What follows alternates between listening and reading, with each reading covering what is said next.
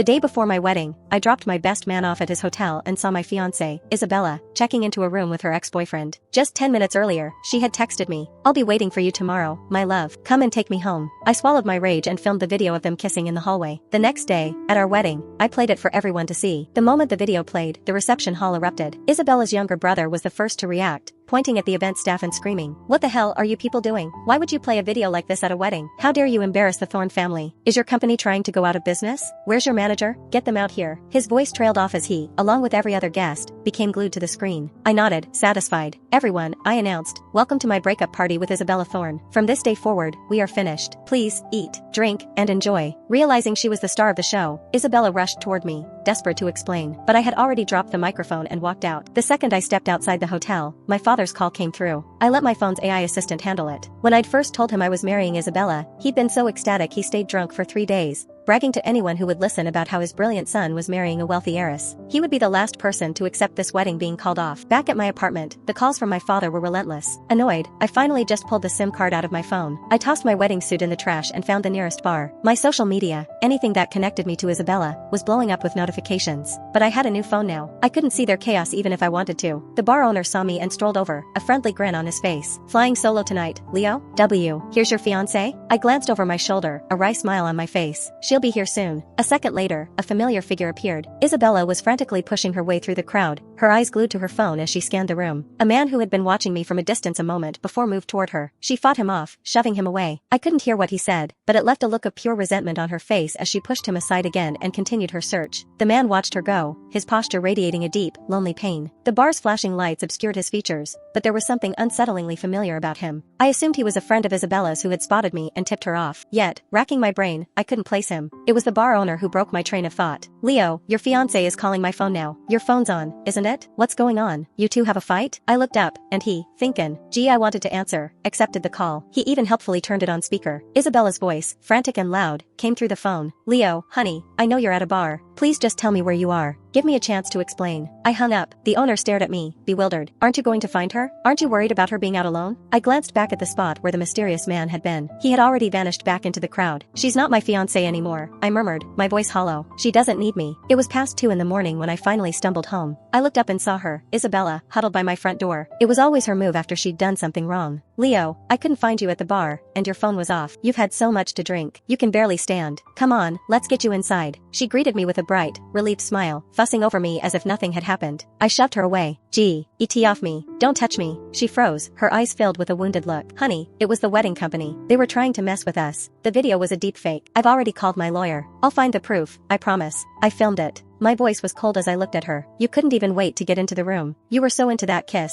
It's no surprise you didn't see me standing right there." The color drained from her face. She stood rooted to the spot, lost. The alcohol in my stomach churned. I pushed past her, ran to the bathroom, and collapsed over the toilet, heaving until tears streamed from my eyes. Isabella followed me, silently tending to me. She handed me tissues, found the hangover pills, and went to the kitchen to cook me noodles. She didn't say a word, but every second, the image of her and her ex, desperate for each other outside that hotel room, played on a loop in my head. Seeing her now, so full of care and concern, felt surreal and absurd. "Isabella, I don't want to see you again. Get out of my apartment." Suddenly, there was a crash from the kitchen, the sound of a bowl shattering. She was silent for a long moment. Then, she brought out the noodles and the pills, placed them on the table in front of me, and quietly cleaned up the broken porcelain. "Leo, just take some time to cool off. I'll come back in a few days, and we can talk." I was slumped on the sofa, my hand covering my eyes. "Get out." I didn't touch the food. I spent the night on the sofa, wrapped in my own arms. Early the next morning, a loud banging rattled the front door. I opened it, and my father stormed in, nearly knocking me over. "Leo, have you lost your mind? Isabella is from a wealthy family. Of course she's had boyfriends. Once you were married, you would have had everything. You're going to throw all that away over one little thing? All our friends and family were there. How could you humiliate me like that?" My head was pounding. "Dad, ID weekly, did you not see the video? She was with her ex, the day before our wedding." He waved his hand dismissively. "Don't talk to me about that. She's a 4th-generation heiress. Men are lining up to marry her. This only happened because you couldn't keep her satisfied. If you were man enough to keep her focused on you, this never would have happened. You were about to marry up, to enter a whole new world, and you just walk away? You're 30 years old, Leo. Where are you going to find another woman who can do more for you than Isabella?" Hearing those words come from him was no surprise. His greed knew no bounds, especially when it came to rich women. But I had my limits. "Dad, if you love her so much, why don't you ask her to adopt you?" He sputtered with rage, his hand flying up to slap me. I'd been drinking all night on an empty stomach, and the stress sent a sharp, cramping pain through my gut. I shoved him aside and ran for the bathroom again. Even then, he didn't stop Ling, telling me I was inflexible, that my lifestyle was unhealthy. But every sentence somehow circled back to Isabella. She's beautiful, she's sophisticated, and her family is top tier. You couldn't hold on to her, and now she'll find someone better looking, more successful, and more open-minded than you. You'll be left with nothing. His words echoed down the hall and drilled into my ears. I thought of the heartbroken man at the bar last night. The delayed realization hit me like a sledgehammer, pounding against my chest. You're a grown man, and you can't even clean up after yourself. What are these drops of blood on the floor? Only Isabella would put up with you. Any other woman would have burned this place to the ground by now. I slammed the bathroom door shut and crawled into bed, pulling the covers over my head. I curled into a ball, cocooned in the darkness, and finally let myself sob. My relationship with Isabella didn't start the way my father thought, me climbing the social ladder, her being a convenient, docile rich girl. We had been together for 10 years. We fell in love during a time when my father's control over my life was at its most suffocating. In our 10th year together, through my own hard work, I had finally bought an apartment and a car in the city where her family lived. I had teased her, apartment and car are paid in full. I've saved for the wedding, and I even bought you your favorite style of ring. How much longer do I have to wait before you'll marry me? She had cupped my face in her hands and kissed me, her love enveloping me. When she pulled back, her eyes were shining. This year, let's get married this year. Leo, do you still want to marry me? I didn't. I should have said no right then. Isabella, you said I was your present and your future. I was the one who healed your past, the one who brought you peace. I was the one you were supposed to walk down the aisle with. So why,